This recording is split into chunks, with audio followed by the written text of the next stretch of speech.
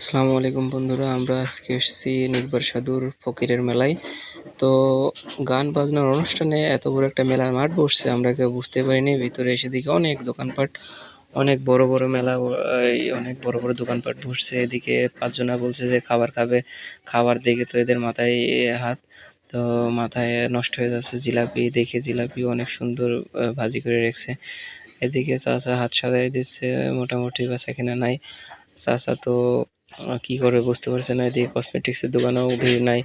লালন ফকিরের যে গানগুলো হয় এই ফকিরের মেলায় সেই গান। তো পরে চলে আসলাম চায়ের দোকানে, বললাম আগে চা খেয়ে মুখটা মিষ্টি করে নিই, তারপরে আরও কিছু খাওয়াবো। তো সবাইকে চা খাওয়ানো হলো, সবাই চা খেতে অনেক খুশি।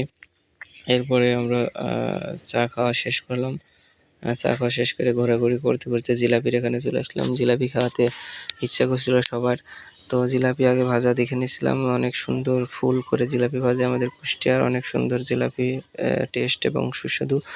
তো সবাই বাড়িতে বানানোর ইচ্ছা হলে পরে এইটা দেখে বানাইতে পারেন।